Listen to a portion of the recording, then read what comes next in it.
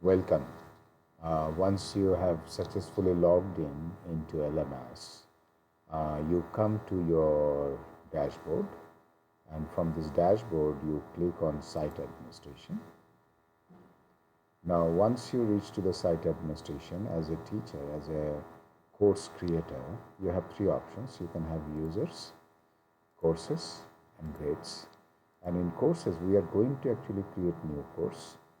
So in courses option you have manage courses, because you need to delete course maybe, or you need to change something. But in LMS, once you create a course, you can delete in 24 hours.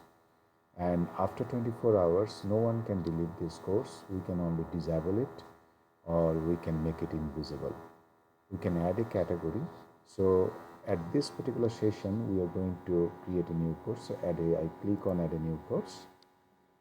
And when we come here, this course full name is the title of the course. For example, I'm creating data structures. And as a convention in LMS, data structures will be an unique course full name.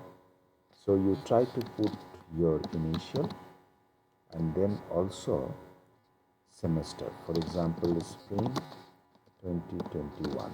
So that when we look at course full name, we know which semester, who is teaching this particular course. Course short name is the code. For example, in this case, the S.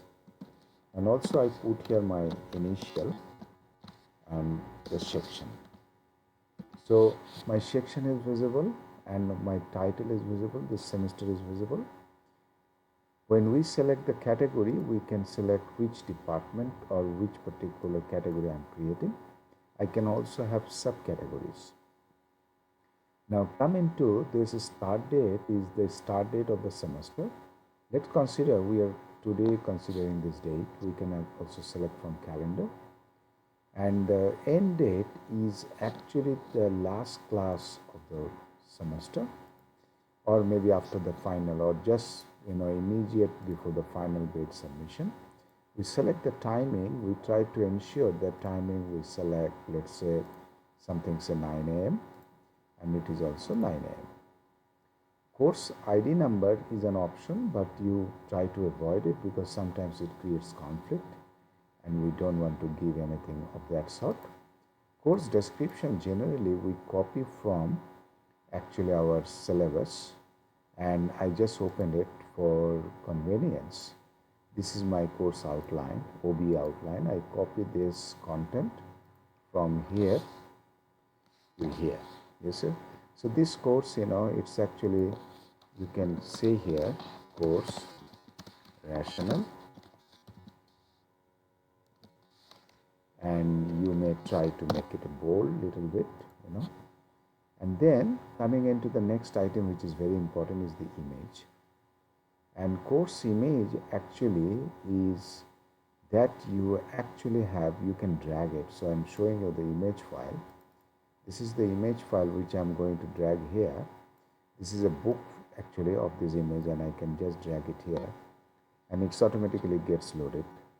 So this is actually image, the cover page of my textbook. Course format we are selecting actually by week, so we consider weekly format, and generally this 4 represents actually 4 weeks. We can increase weeks as we go on. These are default selection, that hidden section and course layout. Consider the appearance. We generally don't change anything. We just keep it by default. Number of announcements. These are actually grade book to students. These are actually default selection. File upload also we try to have default. Sometimes we can trim it.